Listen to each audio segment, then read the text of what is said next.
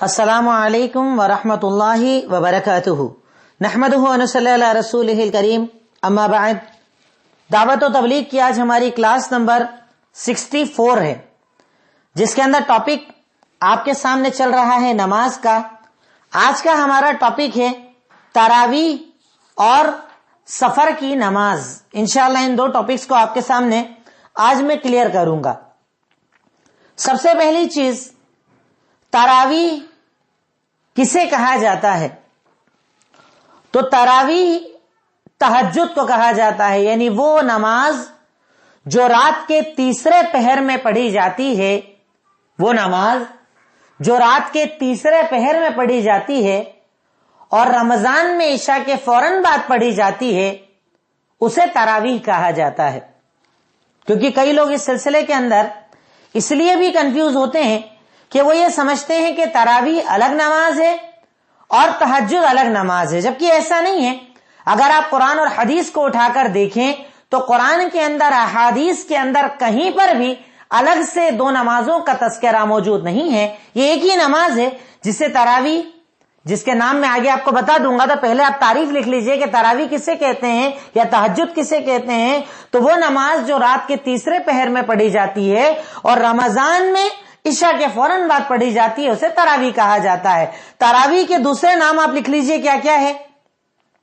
تو تراویح کے دوسرے نام ہے قیام اللیل، تہجد.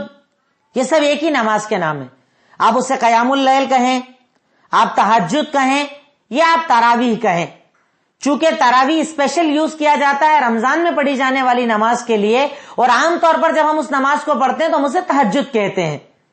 تو تہجد کہیں، تراویح کہیں یا قیام اللیل کہیں، یہ ایک ہی نماز ہے، الگ الگ نماز نہیں ہے. کیونکہ اللہ کے نبی صلی اللہ علیہ وسلم نے رمضان میں اسے جلدی پڑھا، باقی دنوں میں رات کے تیسرے پہر کے اندر پڑھا. تو یہ ایک ہی نماز ہے.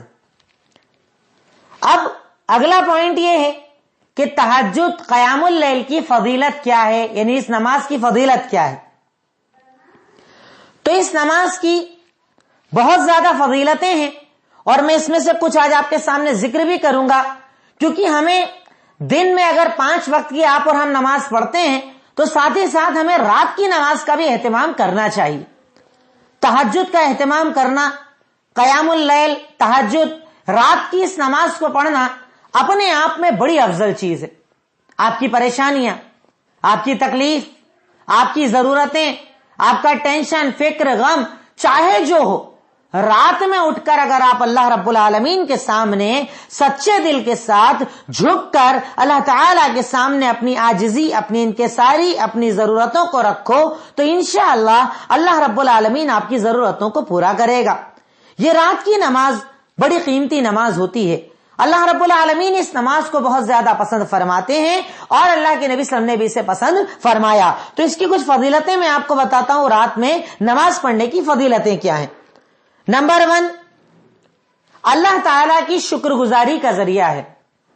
یہ نماز اللہ تعالیٰ کی شکر گزاری کا ذریعہ ہے کہ اللہ تعالیٰ تو نے مجھے جان دی، دولت دی، پیسہ دیا، اس جسم کو چلنے پھرنے کی طاقت دی. اللہ تعالیٰ تو نے مجھے جتنی بھی نعمتیں دی ہے، ان نعمتوں کے شکریہ کے طور پر یہ میں نماز پڑھتا ہوں. دلیل صحیح بخاری حدیث نمبر 4837، اللہ کے نبی صلی اللہ علیہ وسلم کا فرمان کہ آپ کے بارے میں حضرت عائشہ صدیقہ کہتی ہیں کہ آپ رات میں جب نماز پڑھتے تو اتنی نماز پڑھتے، اتنی لمبی نماز پڑھتے کہ آپ کے پیر سوج جایا کرتے تھے. حضرت عائشہ صدیقہ نے کہا کہ اللہ تعالیٰ نے تو آپ کے اگلے پچھلے، وہی ویسے تو گناہ کرتے نہیں، کرتے بھی تو اللہ نے بخشائے آپ کو بنا دیا ہے، تو پھر آپ اتنی عبادت کیوں کرتے ہیں؟ آپ نے ارشاد فرمایا افلا احب ان اکون عبدا شکورا، کیا میں اس بات کو پسند نہ کروں کہ میں اپنے رب کا شکر گزار بندہ بن جاؤں. اللہ نے مجھے نعمتیں دی، مجھ پر انعامات کیے، میرے اگلے پچھلے گناہوں کو معاف کر دیا، مجھے ایک مقام اور مرتبہ عطا کر دیا. تو میرے رب کے شکریہ ادا کرنے کا ذریعہ یہ ہے کہ میں تہجد کی نماز پڑھوں، میں رات کو عبادت کروں. تو اللہ تعالیٰ کی شکر گزاری کا ذریعہ ہے تہجد کی نماز، رات کی نماز. اگر کوئی بندہ ساری دنیا کو سوتا چھوڑ کر کھڑا ہوتا ہے رات میں تقریباً 2:30-3 بجے کے وقت پر، اچھی طریقے سے وضو بناتا ہے، مصلی بچھاتا ہے، کوئی ڈسٹربینس نہیں، کوئی فون نہیں، کوئی میسج نہیں، کچھ نہیں، بس وہ اور اس کا اللہ، مصلی پر وہ بیٹھا ہے، رکوع سجدے کر رہا ہے، اللہ تعالیٰ سے دعائیں مانگ رہا ہے، تو یہ اللہ تعالیٰ کی شکر گزاری کا ذریعہ ہوتا ہے، بہت بڑا ذریعہ ہوتا ہے، جس کے بارے میں ایک بندہ مومن کو غور کرنا چاہیے۔ تو پوائنٹ نمبر 1 یا پہلی فضیلت یہ پتا چلی کہ تہجد کی نماز اللہ تعالیٰ کی شکر گزاری کا ذریعہ ہے، کہ اللہ کے نبی صلی اللہ علیہ وسلم کو جب یہ کہا گیا کہ آپ اتنی عبادت کر کے خود کو کیوں تھکاتے ہیں جبکہ آپ کے اگلے پچھلے گناہ معاف ہیں، تو آپ نے ارشاد فرمایا کہ میں اس بات کو پسند کرتا ہوں کہ میں اپنے رب کا شکر گزار بندہ بن جاؤں۔ صحیح بخاری حدیث نمبر 4837۔ دوسری فضیلت، رحمان کے بندوں کی خاصیت ہوتا ہے تہجد پڑھنا۔ رحمان کے بندوں کی خاصیت ہے تہجد پڑھنا، قیام اللیل، تہجد، اور رمضان میں تراویح۔ آپ فرق سمجھ گئے ہوں گے نا، رمضان میں پڑھی جاتی ہے وہ نماز اس کو تراویح کہا جاتا ہے، اور عام دنوں میں پڑھی جاتی ہے تو تہجد اور قیام اللیل کہا جاتا ہے۔ فرق کو اپنے ذہن میں رکھنا، نہیں تو بعد میں پھر کنفیوز ہو جائیں گے۔ دوسری فضیلت، رحمان کے بندوں کی خاصیت ہے تہجد کی نماز پڑھنا۔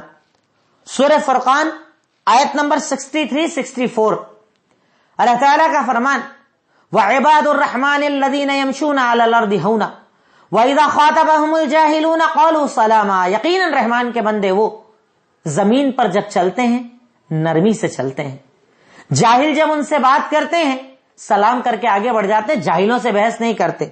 اس کی اسپیشل جو خاصیت بتائی جس کا تعلق ہمارے پوائنٹ سے ہے وہ یہ، وَالَّذِينَ يَبِيتُونَ لِرَبِّهِمْ سُجَّدًا وَقِيَامًا۔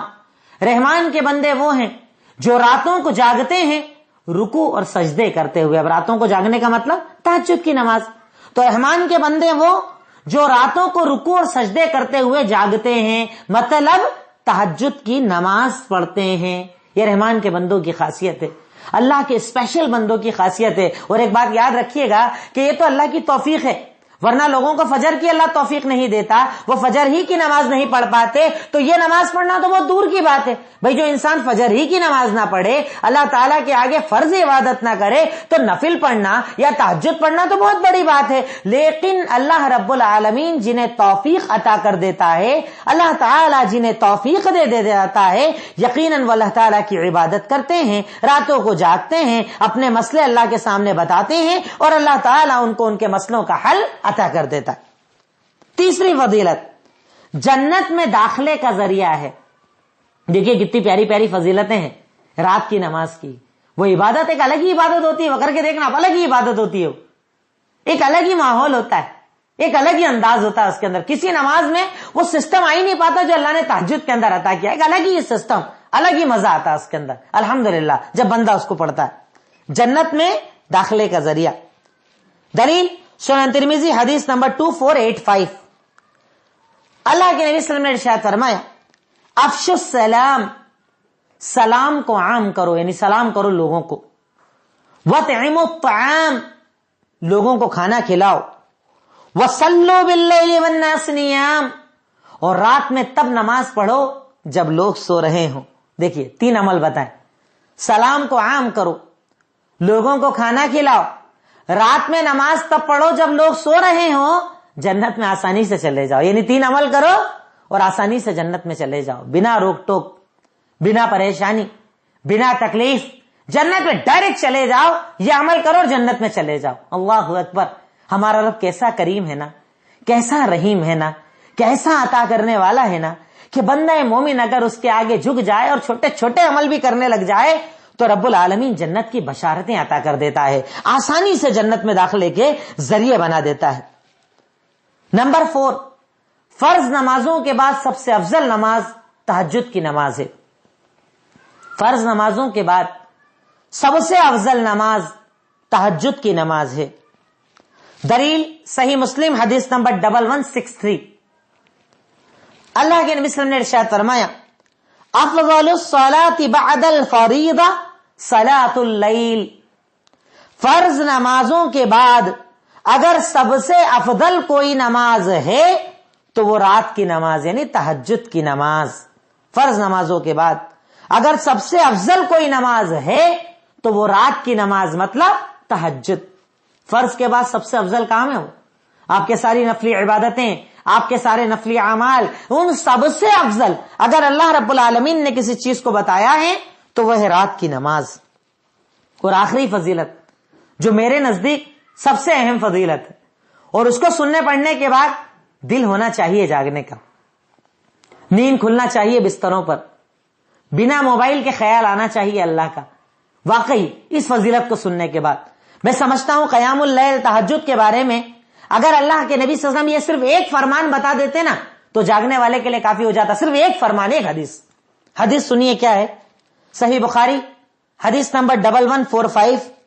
اس میں پوائنٹ بنائیے گا، اللہ کی رضامندی کا ذریعہ. پوائنٹ آپ اس طرح سے لکھ لیجئے گا، اللہ کی رضامندی کا ذریعہ. اور اس کے اندر اس حدیث پر بڑا غور کیجئے گا، بڑی پیاری روایت، بہت پیاری روایت. صحیح بخاری حدیث نمبر 1145.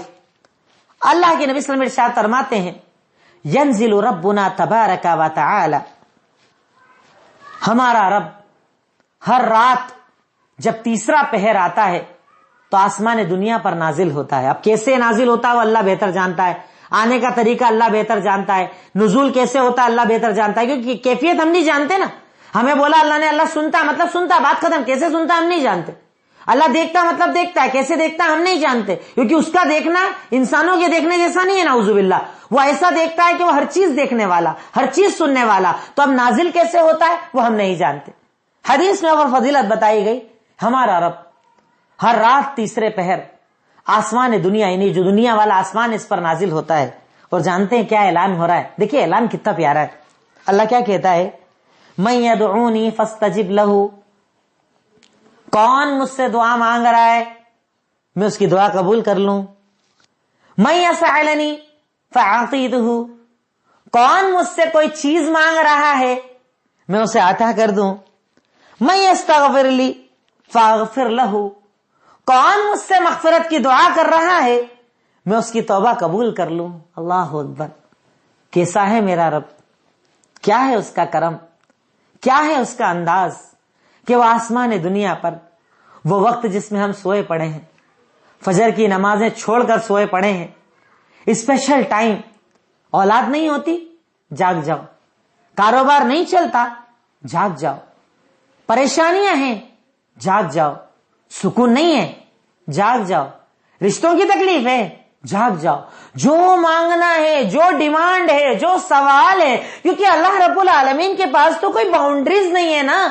بھئی آپ جب کسی سے ڈیمانڈ کرتے ہو تو اس کی حیثیت کو دیکھتے ہو نا. بھئی آج ہم کسی سے کچھ اگر مانگتے ہیں تو جو دے سکتا اسی سے تو مانگیں گے نا. بھئی ایک عام آدمی سے کوئی بڑی چیز تو آپ مانگیں گے نہیں، اس سے مانگا جاتا ہے جو دینے کی طاقت رکھتا ہو. اب وہ احکم الحاکمین، وہ رب العالمین، وہ خالق کائنات، وہ مالک ارض و سما، ساری کائنات کا مالک، جو چاہے دینے والا، وہ آپ کو رات میں پکار کر کہہ رہا ہے من یدعونی فاستجب لہ. کون دعا کر رہا ہے میں اس کی دعا کو سن لوں. کون مانگ رہا ہے میں عطا کر دوں. کون مغفرت کی دعا کر رہا ہے میں اس کے گناہ معاف کر دوں. واقعی تہجد میں مانگی گئی دعائیں رد نہیں ہوتی اگر دل میں اخلاص ہو، عمل میں اخلاص ہو، اللہ کی رضا کا خیال ہو تو رب العالمین ان رات کی دعاؤں کو رد نہیں کرتا. کہاں کہاں بھٹکتے ہو تم، اولاد کے لیے، کاروبار کے لیے، پریشانیوں کے لیے کس کس کے آگے سر جھکا لیتے ہو، غیروں سے دعائیں مانگ رہے ہو، اللہ کو چھوڑ کر نہ جانے کس کس کو پکار رہے ہو. وہ رب کائنات تمہیں کہہ رہا ہے، اور اس زبان سے کہہ رہا ہے کہ جو زبان مبارک کبھی جھوٹ نہ بولتی تھی. محمد الرسول اللہ صلی اللہ علیہ وسلم نے اتنی عظیم فضیلت بتا دی کہ اگر اس وقت کوئی بندہ مانگ لے اللہ رد نہیں کرتا، اللہ اسے ریٹرن نہیں کرتا، قبول کرتا ہی کرتا ہے، سنتا ہی سنتا ہے. یقیناً اس رات کی اہمیت کو جانو، اس وقت کی اہمیت کو جانو. اور اللہ بہتر جانتا ہے کہ باقی ٹاپکس میں نے بڑی شارٹ میں بات کی، اس ٹاپک پر میں نے ذرا ڈیٹیل میں بات اسی لیے کی کیونکہ یہ بڑی اہم چیز ہے اور لوگ اس کا اہتمام نہیں کرتے. پر ہاں ایک بات یہ یاد رکھیے گا کہ اب ایسا بھی نہ ہو کہ راتیں جاگیں اور فجر سو جائے. بھائی فرض عبادت تو فرض ہے، یہ تو ایک نفل عبادت ہے، پر اس عبادت کا ثواب اتنا بڑا ہے کہ یقیناً اگر آپ نے کر لیا تو انشاءاللہ رب العالمین آپ کی مغفرت فرما دے گا اور آپ کی دعاؤں کو قبول فرما لے گا. یہ تہجد کی کچھ فضیلت ہے، کچھ یہ نہیں کہہ رہا ہوں پوری، کچھ فضیلتیں میں نے آپ کو بتائی ہے، ورنہ اس وقت کا اطمینان الگ ہوتا ہے. وہ جو اللہ تعالیٰ کے نبی صلی اللہ علیہ وسلم کا فرمان ہے نا، تم اللہ کی عبادت ایسے کرو گویا تم اللہ کو دیکھ رہے یا اللہ تمہیں دیکھ رہا. یہ کیفیت اسی رات میں آتی ہے. اندھیرا ہے، صرف ایک لائٹ آن ہے، مصلی بچھا ہے، کوئی ساتھ نہیں، کوئی پہچان نہیں، کوئی پڑوسی نہیں، کوئی دیکھنے والا نہیں، سب ایک طرف، موبائل سب ایک طرف. اب آپ مصلی پر کھڑے ہو، ہاتھوں کو باندھ رکھا ہے، رب سے دعائیں مانگ رہے ہو، دو رکعت پڑھ رہے ہو. کیا تصور ہوگا، میرا رب مجھے دیکھ رہا یا میں میرے رب کو دیکھ رہا، وہ میرے ساتھ میں اس کے ساتھ، مطلب بس ہم دونوں کا رشتہ ہے، کوئی نہیں ہے. اور رشتہ اس سے ہے جس کے لیے کچھ بڑا نہیں ہے. وہ کہے کن فیکن، ہو جاتا ہے. رات میں مانگ کر دیکھو، عبادت کر کے دیکھو، اللہ تعالیٰ ضرور آپ کی ضرورتوں کو پورا کرے گا، آپ کی تکلیفوں کو دور کرے گا، اور راستے وہاں سے بنائے گا جہاں سے آپ سوچ بھی نہیں سکتے. وہ آپ کے لیے غیب سے راستے بنائے گا اگر آپ اپنے آپ کو تہجد کا عادی بناؤ گے. نیکسٹ پوائنٹ، تہجد تراویح کی رکعت کتنی ہے؟ تہجد اور تراویح کی رکعت کتنی ہے؟ بھئی بات تہجد کی ہو، قیام اللیل کی ہو یا تراویح کی ہو، رکعت کے سلسلے میں ہمارے پاس بڑا اختلاف ہے. ہمارے ملک کے اندر ایک بہت بڑا جھگڑا اس نام پر چلتا ہے، رمضان آتے ہی 20 کے 11، 11 کے 20. میرا مقصد یہاں اختلافی مسائل کو بیان کرنا نہیں ہے، لیکن صرف شارٹ کے اندر اپنی بات رکھتے ہوئے میں آگے بڑھوں گا کہ تہجد تراویح کی رکعت کتنی ہے. تو اگر اس سلسلے کے اندر آپ احادیث کو اٹھا کر دیکھیں، تہجد تراویح کی رکعت، پہلا آپ حوالے لکھ لیجئے، صحیح بخاری حدیث نمبر 1079، صحیح بخاری حدیث نمبر 1079، پھر صحیح بخاری حدیث نمبر 1170، پھر مسند احمد حدیث نمبر 22987، مسند احمد حدیث نمبر 22987، صحیح ابن خزیمہ حدیث نمبر 1070، اور موطا امام مالک حدیث نمبر 232، اور بھی کئی جگہ یہ روایت موجود ہے کہ اللہ کے نبی صلی اللہ علیہ وسلم کے بارے میں حضرت عائشہ صدیقہ رضی اللہ تعالیٰ عنہ کہتی ہے صاف لفظوں کے ساتھ، اللہ کے نبی صلی اللہ علیہ وسلم رمضان اور غیر رمضان میں 11 رکعت سے زیادہ رات میں نماز نہیں پڑھتے تھے. اللہ کے نبی صلی اللہ علیہ وسلم رمضان اور غیر رمضان، یعنی رمضان میں بھی، رمضان کے علاوہ، مطلب پورے سال رات میں 11 رکعت سے زیادہ نماز نہیں پڑھتے تھے. مطلب اللہ کے نبی صلی اللہ علیہ وسلم کا طریقہ یہ تھا کہ آپ تراویح کی نماز ہو، تہجد کہیں، قیام اللیل کہیں، پورے سال، پورے مہینے، ہر رات جب بھی نماز پڑھتے تھے آپ 11 رکعت سے زیادہ نماز نہیں پڑھتے تھے. اور وہ 11 رکعت کیا، 2 کر کے تہجد کی 8 رکعت اور 3 وتر، 2 کر کے تہجد کی 8 رکعت اور 3 وتر. یہ اللہ کے نبی صلی اللہ علیہ وسلم کا طریقہ تھا. آپ اس طریقے سے 11 رکعت تراویح کی نماز پڑھا کرتے تھے. اب اس سلسلے کے اندر ایک اور روایت نمبر 2 آپ لکھ لیں، جو مشہور مسئلہ ہمارے یہاں ہے کہ عمر ابن خطاب رضی اللہ تعالی عنہ نے 20 رکعت تراویح پڑھانا شروع کی. حالانکہ آگے میں بتاؤں گا کہ وہ روایت ضعیف ہے جس کے اندر 20 کا تذکرہ ہے، اور صحیح روایت کو بھی آپ کے سامنے رکھ دوں، حالانکہ حوالہ اوپر بھی آ چکا ہے، پھر بھی اس کو ریپیٹ کر لیجئے کہ عمر ابن خطاب رضی اللہ تعالی عنہ نے ابی بن کعب اور تمیم داری، یہ 2 صحابہ کا نام آپ لکھ لیجئے گا تاکہ باتوں میں کنفیوژن نہ ہو، آپ کو سمجھنے میں آگے کبھی بات آتی ہے تو آپ کو دقت نہ آئے. حضرت عمر ابن خطاب رضی اللہ تعالی عنہ نے تمیم داری اور ابی بن کعب رضی اللہ تعالی عنہ کو حکم دیا کہ وہ لوگوں کو 11 رکعت تراویح کی نماز پڑھائیں. موطا امام مالک حدیث نمبر 232، جو اوپر حوالہ دیا نا وہی حوالہ ہے 232، اس میں بھی 11 رکعت کا تذکرہ ہے. حضرت عمر ابن خطاب نے ابی ابن کعب اور تمیم داری کو یہ حکم دیا کہ وہ لوگوں کو 11 رکعت تراویح کی نماز پڑھائیں. موطا امام مالک حدیث نمبر 232 کے اندر اس کا تذکرہ موجود ہے. تو تراویح کی جو رکعات ہے وہ 11 رکعت ہے. اللہ کے نبی صلی اللہ علیہ وسلم نے 11 رکعت کو پڑھا اور اسی کے مطابق آپ کے صحابہ نے عمل کیا, اسی کے مطابق صحابہ نے نمازوں کو قائم کروایا. یہ روایت موطا امام مالک حدیث نمبر 232 کے اندر موجود ہے. اب میں آپ کو یہ بھی بتا دوں کہ 20 رکعت جو پڑھی جاتی ہے اس کی دلیلیں کیا ہیں. صرف 2 دلیلیں میں آپ کو بتا دوں, کیونکہ میرا مقصد اس مسئلے کے اوپر بحث کرنا یا اس مسئلے کے اختلافی پوائنٹس نکالنا نہیں ہے. چونکہ بات ہے تو اشارے میں بات اپنی مکمل کر رہا ہوں. 2 دلیلیں اس سلسلے کے اندر آپ دیکھ لیں. ایک روایت ہے عبداللہ ابن عباس رضی اللہ تعالی عنہ کی. عبداللہ ابن عباس رضی اللہ تعالی عنہ کی روایت ہے کہ کان یصلی فی رمضان 20 رکعہ والوتر. اللہ کے نبی صلی اللہ علیہ وسلم رمضان کے اندر 20 رکعت تراویح اور وتر کی نماز یعنی 23 رکعت پڑھا کرتے تھے. عبداللہ ابن عباس کہتے ہیں کہ اللہ کے نبی صلی اللہ علیہ وسلم رمضان میں 20 رکعت تراویح اور 3 وتر پڑھا کرتے تھے. یہ روایت مصنف ابن ابی شیبہ کے اندر ہے. یہ روایت مصنف ابن ابی شیبہ کے اندر ہے اور اس میں جو راوی ہیں ان کا نام ہے ابراہیم بن عثمان, جو ضعیف راوی ہیں. ابراہیم بن عثمان نام کے راوی ہیں جو ضعیف ہیں. اس بنیاد پر یہ روایت ضعیف ہے. نمبر 2, موطا امام مالک کے اندر یزید بن رومان کا یہ جملہ ہے کہ حضرت عمر کے دور میں 20 رکعت تراویح ہوتی تھی. موطا امام مالک کے اندر یزید بن رومان کا یہ کہنا ہے کہ عمر ابن خطاب کے دور خلافت کے اندر 20 رکعت تراویح ہوتی تھی.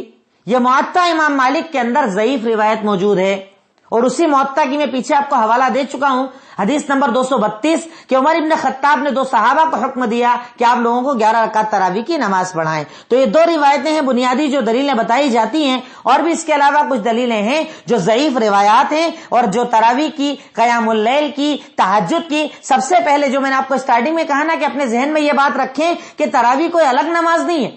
تراویح, قیام اللیل, تہجد یہ ایک ہی نماز کے نام ہیں. کیوں؟ کیونکہ اللہ کے نبی صلی اللہ علیہ وسلم نے رمضان میں جب تراویح پڑھی تو اس کے بعد کوئی اور نماز نہیں پڑھی تھی, یہی نماز پڑھی تھی. اب ایک آخری پوائنٹ اس کے اندر آپ یہ لکھ لیں, کیا تراویح اللہ کے نبی نے پڑھی تھی؟ کیا تراویح اللہ کے نبی صلی اللہ علیہ وسلم نے پڑھی تھی؟ تو یقیناً اللہ کے نبی صلی اللہ علیہ وسلم نے 3 دن تک تراویح کی نماز کو جماعت سے پڑھایا تھا.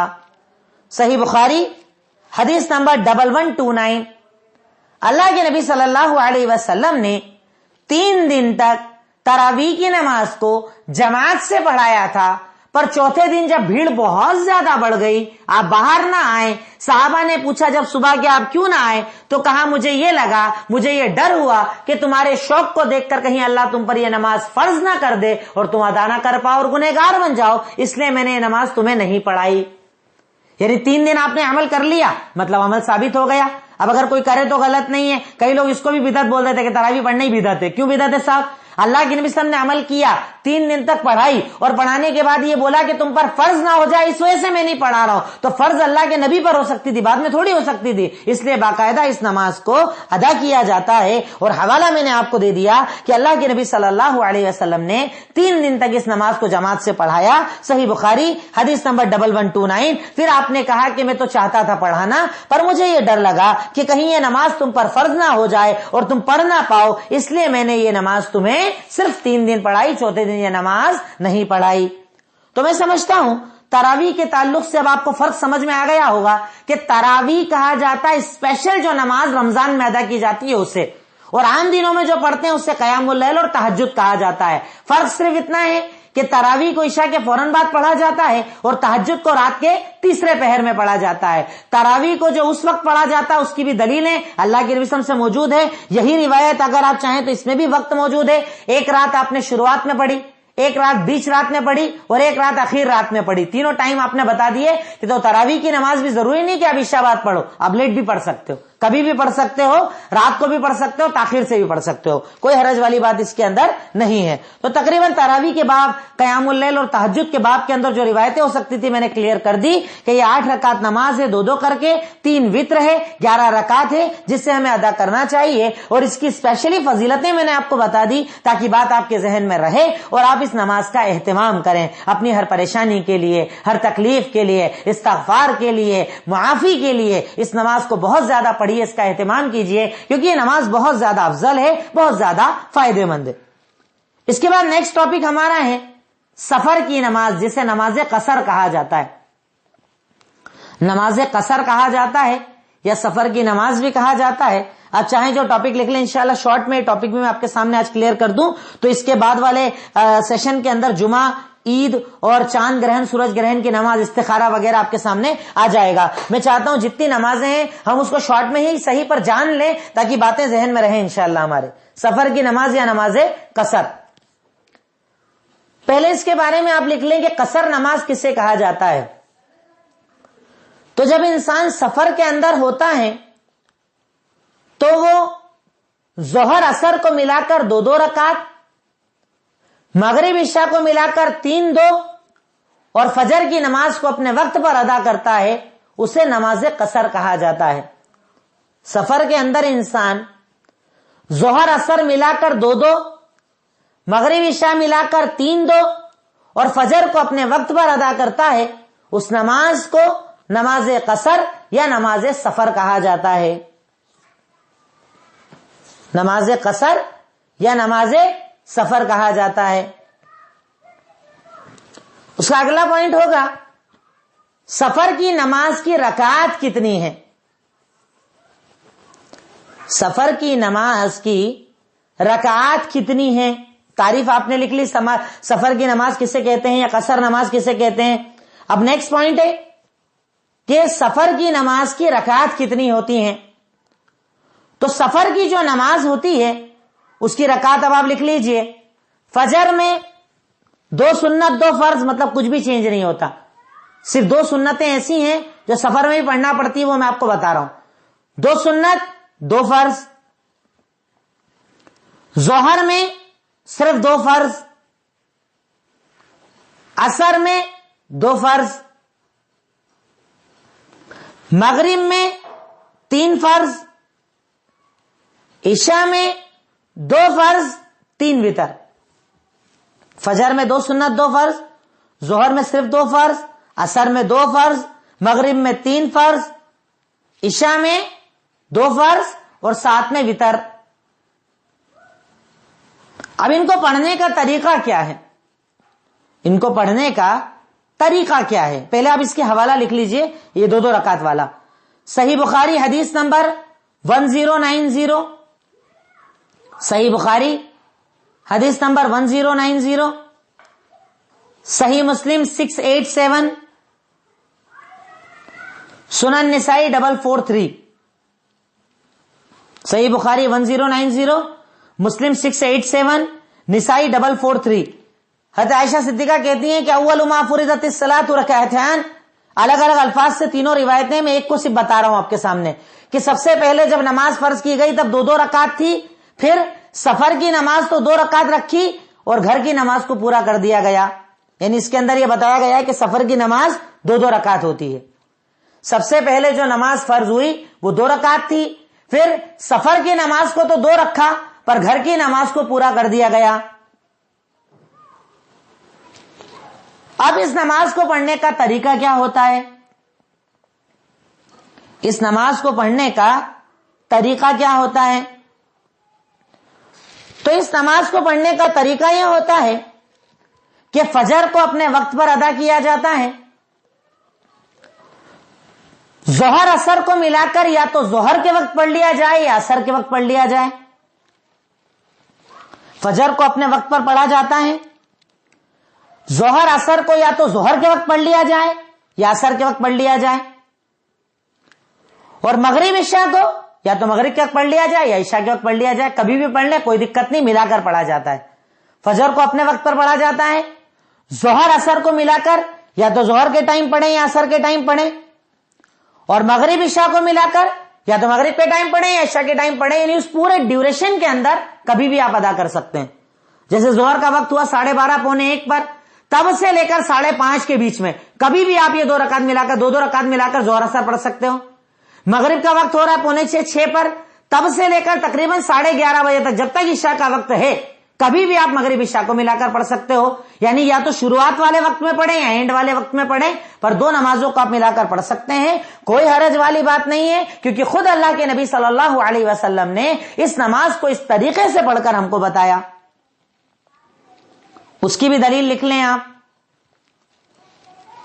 کہ اللہ کے نبی صلی اللہ علیہ وسلم نے اسی طریقے پر نماز پڑھ کر بتائی. دیکھیے میں کیا ہوتا ہے نا، آپ کو پوائنٹ کو ڈیٹیل میں بتا دیتا ہوں، دلیلیں صرف حوالے لکھوا رہا ہوں آپ کو کہ کبھی اگر آپ چاہیں دیکھنا. اور اس میں ایک مسئلہ یہ بھی آتا ہے کہ حوالے جو ہم دیتے ہیں نا وہ عربی کتابوں کے حوالے ہوتے ہیں. اسلام 360 کے اندر اگر آپ چیک کریں تو اس میں آگے پیچھے تھوڑا دیکھ لیا کیجئے، کچھ نمبر کا کبھی کبھی فرق آ جاتا ہے اس کے اندر، کیونکہ عربی حوالے الگ ہوتے ہیں، ہندی حوالوں کے اندر تھوڑا سا فرق آ جاتا ہے، کیونکہ کتب جو لکھی گئی ہیں وہ سارے عربی حوالوں سے لکھی گئی ہیں، چاہے وہ اردو کی کتابیں ہوں چاہے وہ ہندی کی کتابیں ہوں، زیادہ تر حوالے عربی کے حوالے چلتے ہیں.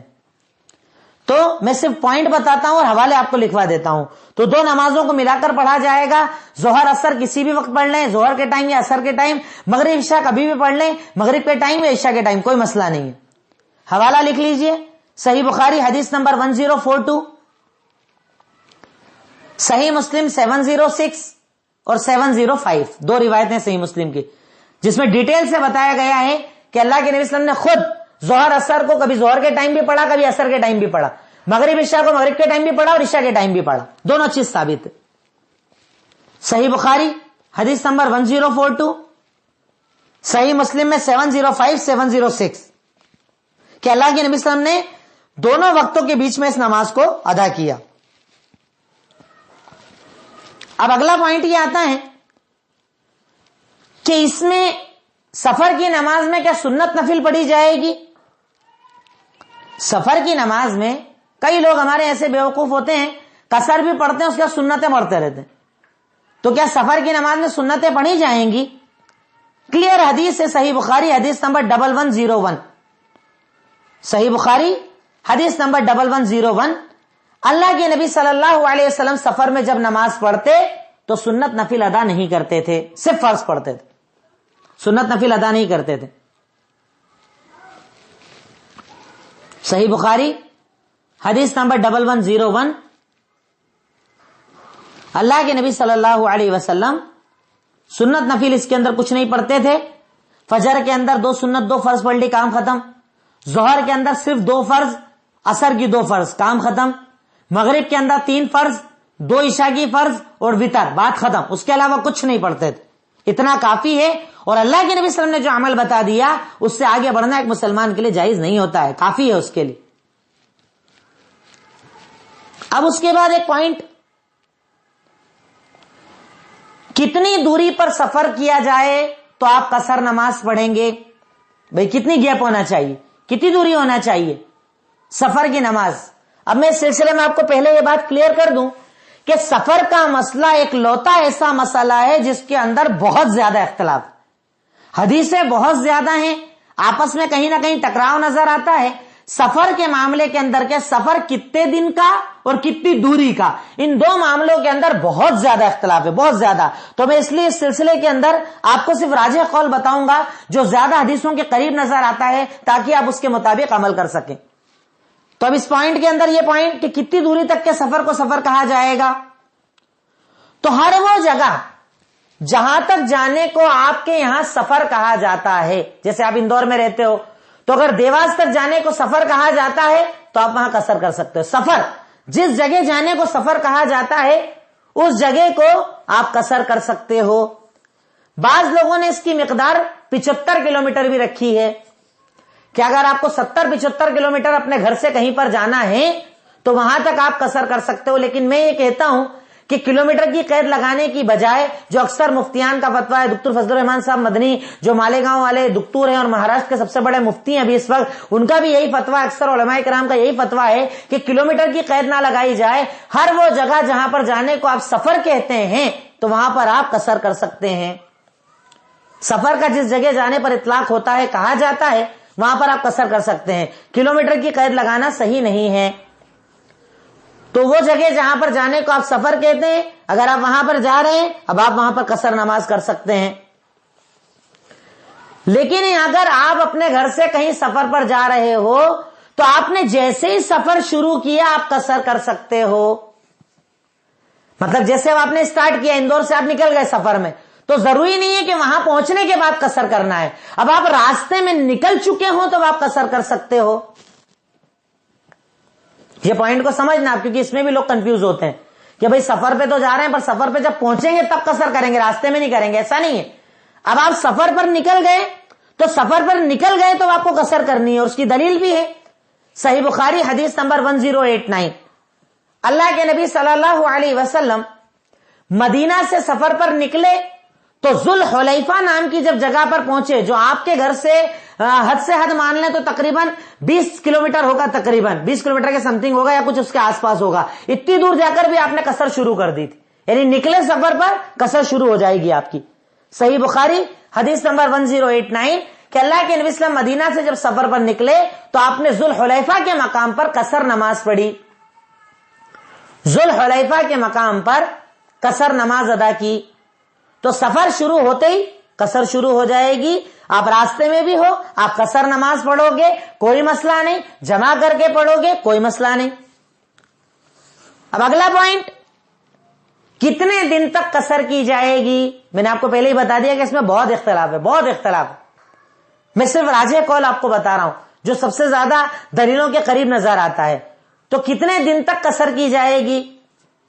اگر کسی جگہ آپ 4 دن کے لیے جا رہے ہیں تو آپ قصر کریں. 4 دن سے زیادہ کے لیے جا رہے ہیں تو آپ نماز پوری پڑھیں گے. راجح قول کے مطابق بتا رہا ہوں. میں یہ نہیں کہہ رہا ہوں کہ حدیثیں اور نہیں ہیں، حدیثیں بہت ساری ہیں، اس مسئلے میں اختلاف بھی ہے. کچھ نے کہا 19 دن، کچھ نے کہا 18 دن، 15 دن، 14 دن، 12 دن، 11 دن. یعنی اللہ کے نبی صلی اللہ علیہ وسلم جس سفر پر گئے ان سفر کو لوگوں نے کاؤنٹ کیا اور اس کے اعتبار سے اپنا فتویٰ دیا. پر حدیثوں سے زیادہ راجح اور سمجھ میں چیز آتی ہے وہ یہ کہ تقریباً 4 دن، اگر 4 دن سے زیادہ کے لیے کہیں جانا ہے تو نماز پوری پڑھیں گے. 4 دن اور اس سے کم کے لیے جانا ہے تو نماز آپ قصر کریں گے. لیکن یہاں پر ایک مسئلہ یہ آتا ہے کہ کسی جگہ آپ گئے 2 دن کے لیے، لیکن کام پورا نہ ہونے کی وجہ سے ٹائم بڑھ گیا، تو جب تک آپ وہاں رہیں گے قصر کرتے رہیں گے. یعنی اگر آپ کی لمٹ فکس نہیں تھی، وہاں آپ گئے بس آج کام نپٹا آج نکل جاؤں گا، کام پورا نہیں ہوا، 1 دن بڑھ گیا، 1 دن بڑھ گیا، 1 دن بڑھ گیا، ایسے کتنے ہی دن بڑھ جائیں، اگر آپ کا ٹائم فکس نہیں ہے تو آپ وہاں پر نماز قصر کر سکتے ہیں. 4 دن کی لمیٹیشن اس میں نہیں رہے گی. یہ چیزوں کو سمجھنا آپ. ہمیں سارے فقہ کے مسائل ہیں جو آپ کے سامنے چل رہے ہیں، ابھی فتاوے فقہ اس کے مسائل چل رہے ہیں سارے آپ کے سامنے. ایک چیز تو یہ کہ 4 دن فکس اگر ہے کہ 4 دن سے زیادہ رکنا ہے نماز پوری پڑھو، 4 دن سے کم قصر کرو. لیکن اگر کوئی سفر پر گیا اور اسے کنفرم نہیں ہے کب تک رکے گا، تو وہ جب تک رکے گا تب تک وہ قصر کر سکتا ہے. کوئی حرج والی بات نہیں، کوئی مسئلے والی بات نہیں. اب اس کے بعد ایک مسئلہ اور آتا ہے، کیا عام حالت میں بھی نمازوں کو جمع کیا جا سکتا ہے؟ عام حالت میں، سفر میں تو کرنا ہی ہے، جنگ میں کرنا ہے، پر کیا عام حالت میں بھی نمازوں کو جمع کیا جا سکتا ہے کہ کبھی آپ ظہر اثر ایک ساتھ پڑھ لیں، پڑھیں گے پوری، مطلب آدھی نہیں پڑھیں گے، پوری پڑھیں گے، مغرب عشاء ایک ساتھ پڑھ لیں، تو کیا کبھی کبھار ایسا عمل ہو سکتا ہے؟ کیا جا سکتا ہے بلا عذر کے. جنگ نہیں ہے، سفر نہیں ہے، خوف نہیں ہے، بارش نہیں ہے، کوئی مسئلہ نہیں ہے، پھر بھی کیا کبھی کبھار ایسا ہو سکتا ہے کہ آپ نمازوں کو جمع کر سکیں؟ اب ہمارے کئی مولوی صاحب یہ مسئلہ ہی نہیں بتاتے کہ بتائیں گے تو لوگ عادی بن جائیں گے. تو یقیناً عادی نہیں بننا ہے، پر مسئلوں کو چھپایا تو نہیں جا سکتا نا. اگر قرآن حدیث میں کوئی چیز موجود ہے تو اسے بتانا پڑے گا. تو اگر کبھی کبھار کی بات ہو بلا عذر کے بھی نمازوں کو جمع کیا جا سکتا ہے. ظہر کے ٹائم پر ظہر اثر ایک ساتھ، مغرب کے ٹائم پر مغرب عشاء ایک ساتھ. اور یہ میں نہیں کہتا، اللہ کے نبی صلی اللہ علیہ وسلم کا فرمان موجود ہے، خود کا عمل موجود ہے. دلیل لکھ لیں، صحیح مسلم حدیث نمبر 246، صلی الظہر والعصر جمیعا والمغرب والعشاء جمیعا بالمدینہ فی غیر خوف ولا سفر. اللہ کے نبی صلی اللہ علیہ وسلم نے ظہر عصر کو ملا کر، مغرب عشاء کو ملا کر مدینہ کے اندر پڑھا جبکہ کوئی سفر بھی نہیں تھا اور کوئی خوف بھی نہیں تھا، یعنی جنگ بھی نہیں تھی. کلیئر دلیل موجود ہے. کبھی کبھار کوئی بات ہے، کوئی پروگرام چل رہا ہے، مثال کے طور پر آپ کے یہاں کوئی بڑا شادی کا پروگرام ہونے والا ہے، ظہر کا ٹائم ہے، آپ کو لگ رہا ہے کھانا کھلانے میں لگوں گا تو اثر چلی جائے گی، آپ ظہر اثر ایک ساتھ پڑھ سکتے ہو. ایسے ہی مغرب کا لگ رہا ہے کہ عشاء چھوٹ جائے گی، مغرب عشاء. پر یہ ریگولر کی عادت نہیں تھی. اللہ کے نبی صلی اللہ علیہ وسلم نے پیچھے ہم کو وقت بتائے، ہر نماز کا الگ الگ وقت بتایا ہے، تو عادت نہیں بنانا ہے. لیکن اگر کبھی کبھار کی بات ہو تو اللہ کے نبی صلی اللہ علیہ وسلم نے ظہر اثر کو ایک وقت پر ملا کر، مغرب عشاء کو ایک وقت پر ملا کر مدینہ کے اندر بنا خوف اور بنا سفر کے ادا کیا. دلیل صحیح مسلم حدیث نمبر 246. تو اس سے پتا چلتا ہے کہ کبھی کبھار اگر ہو تو ایسا عمل بھی کیا جا سکتا ہے. ایک آخری بات مجھے بتانی ہے کیونکہ یہ سوال دماغ میں آپ کے آ سکتا ہے، اس لیے میں سوالات بھی آپ کے ہاتھوں ہاتھ کلیئر کرتا چل رہا ہوں. ایک آخری بات، انشاءاللہ اس پر بات ختم کر لوں گا، آج وقت تھوڑا زیادہ ہو گیا ہے. آخری پوائنٹ یہ کہ اگر آپ سفر میں ہیں اور نماز قضا ہو گئی تو گھر آ کے قضا کیسے کریں گے؟ یہ سوال آتا ہے دماغ کے اندر. اب آپ کہیں سفر پر گئے، مغرب کا ٹائم ہے، آپ سفر پر ہیں، نہیں پڑھی نماز، عشاء کا ٹائم ہو گیا، اب آپ گھر آ گئے، تو جو مغرب کی چھوٹی ہوئی نماز ہے اس کو کیسے پڑھو گے؟ یا اس کے اپوزٹ، آپ گھر پر ہو، ظہر کا ٹائم ہوا، آپ سفر پر نکل گئے، آپ نے ظہر کی نماز نہیں پڑھی، اب آپ سفر میں آ چکے ہو تو چھوٹی ہوئی ظہر کی قضا کیسے ہوگی؟ دونوں طرف کا سوال. گھر میں چھوٹی ہوئی نماز کو سفر میں کیسے پڑھیں گے اور سفر میں چھوٹی ہوئی نماز کو گھر میں کیسے پڑھیں گے؟ قضا کیسے ہوگی؟ یہ بڑا اہم سوال ہے، اسے بھی اپنے ذہن کے اندر رکھے کہ کیسے آپ اس کو پورا کریں گے. تو اس سلسلے میں بڑا آسان مسئلہ ہے کہ آپ کی نماز کا وقت جس حالت میں ختم ہوا قضا اسی حالت کے حساب سے کی جائے گی. آپ کی جو بھی نماز ہے وہ جس حالت میں چھوٹی ہے اس کی قضا اسی حالت میں کی جائے گی. اب اگر آپ کی کوئی نماز سفر میں چھوٹی ہے، اب آپ گھر بھی آ جائیں، آپ قضا ادھوری کریں گے، یعنی قصر کریں گے. اور اگر آپ کی گھر میں نماز چھوٹ گئی ہے اور آپ سفر پر آ گئے ہیں تو چھوٹی ہوئی نماز کو آپ کو پورا پڑھنا پڑے گا، کیونکہ اعتبار ہوتا ہے اس وقت کا جب آپ اپنی جگہ پر موجود تھے. سمجھ رہے ہیں؟ بڑا آسان حل ہے. نماز جب جس وقت جس حالت کی چھوٹی ہے قضا اسی حالت کی جائے گی. اگر سفر میں نماز چھوٹی ہے اور آپ گھر آ گئے تو قصر ادا کریں گے، قصر قضا کریں گے. اور اگر پوری نماز چھوٹی ہے اور آپ سفر میں نکل گئے تو آپ پوری قضا کریں گے. اس کے اندر کوئی فرق نہیں ہے، کوئی دقت والی بات نہیں ہے. اب میں سمجھتا ہوں کہ سفر کے تعلق سے جتنے بڑے بڑے مسائل ہو سکتے تھے، جتنی باتیں ہو سکتی تھی، سفر کے تعلق سے جو سوالات ہو سکتے تھے، میں نے جمع کرنے کی کوشش تو کی، مگر میں پھر کہہ رہا ہوں کہ ان مسائل کو بتانے میں جتنی بھی کمیاں ہیں وہ میری ہیں اور جتنی اچھائیاں ہیں وہ اللہ رب العالمین کی. کمیاں یقیناً بہت ساری ہے، باتیں بہت ساری چھوٹ جاتی ہیں، سوالات اس کے علاوہ بھی ہو سکتے ہیں، پر موٹے موٹے مسئلے سفر سے جو جڑ سکتے تھے، قیام اللیل سے جو جڑ سکتے تھے، میں نے آپ کے سامنے رکھ دیے. اللہ رب العالمین مجھے کہہ کر اور آپ تمام کو سن کر عمل کرنے کی توفیق عطا فرمائے. اللہ رب العالمین دین کی ان باتوں پر ہمیں عمل کرنے کی توفیق عطا فرمائے، دین کی ان باتوں کو آگے بڑھانے کی توفیق عطا فرمائے. وآخر الدعوانا ان الحمدللہ رب العالمین. السلام علیکم ورحمۃ اللہ وبرکاتہ.